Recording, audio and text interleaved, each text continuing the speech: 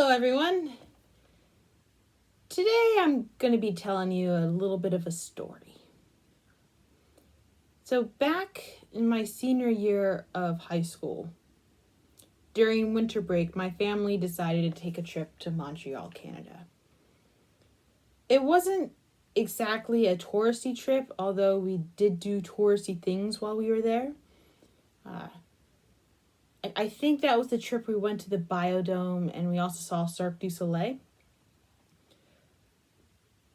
But there was another reason behind the trip. My great uncle lived in a monastery somewhere near Montreal, and his health was steadily deteriorating at the time.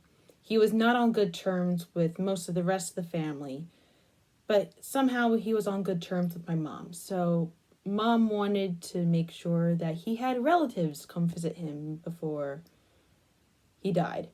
So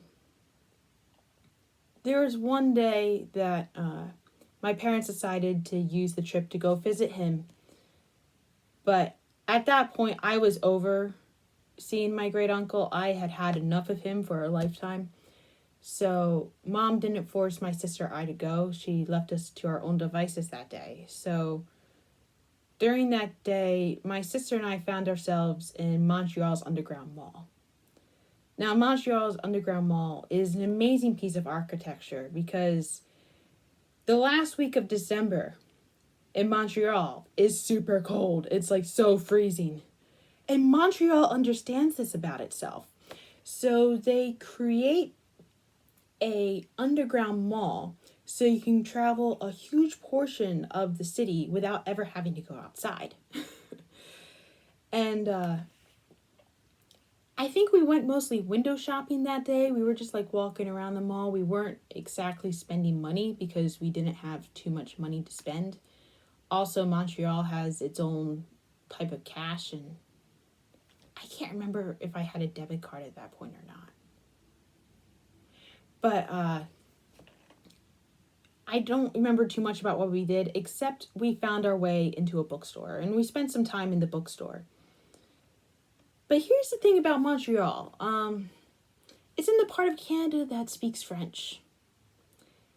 No one in my family, or at least my immediate family, is fluent in French. So you would think that being at a bookstore in a language you don't understand would be boring. But I think, we ended up staying there for a while, and later on we ended up going back with our parents to buy a book because I have a book from that bookstore.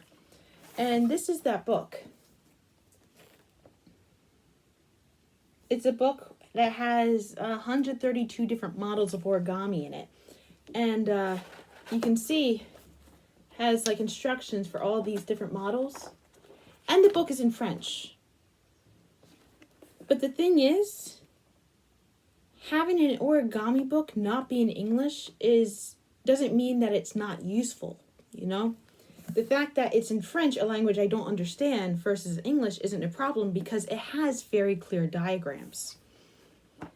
And there's somewhere in the book where I can kind of use the context clues to figure out oh, this is a mountain fold, this is a valley fold, I'm supposed to turn it here, I'm supposed to pleat it here. And I have made some models from this book. And the pictures are clear enough I can tell, oh, this is a dinosaur, this is Elvis, this is Betsy Ross. So I was thinking about this recently. Since my knowledge of origami coming into this, and my ability to use the context clues to figure out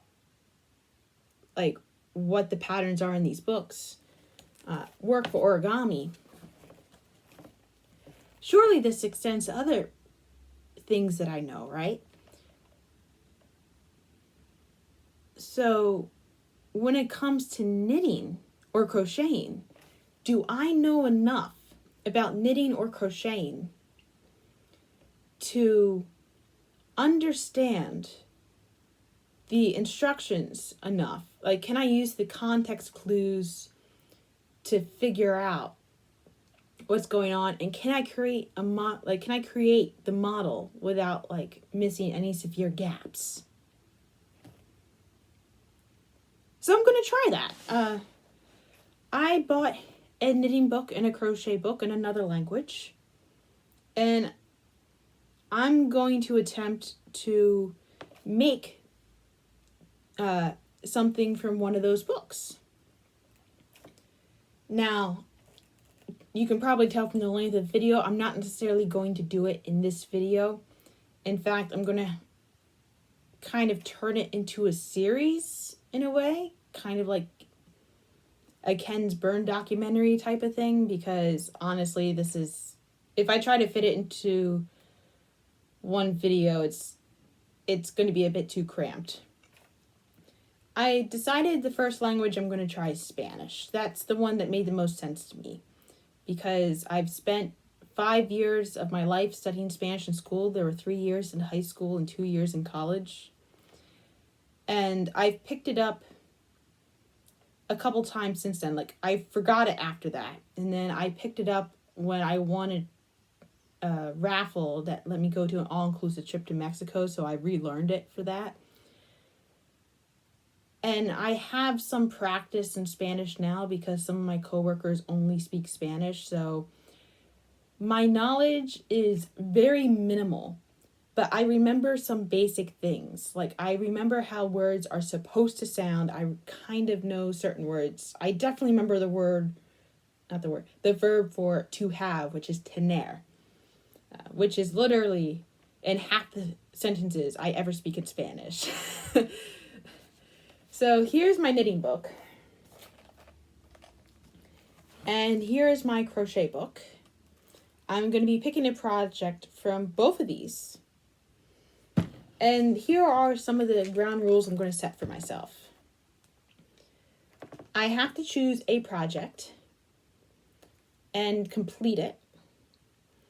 And I'm going to stay away from Google Translate or any other translating as much as possible. The goal is to use the information in the book to try to make the project. So yeah, that's what I'm going to do. And if you would like to join me in this journey of hearing me completely butcher another language while I try to make something really cool, you are more than welcome to join. And we'll get started. See you soon.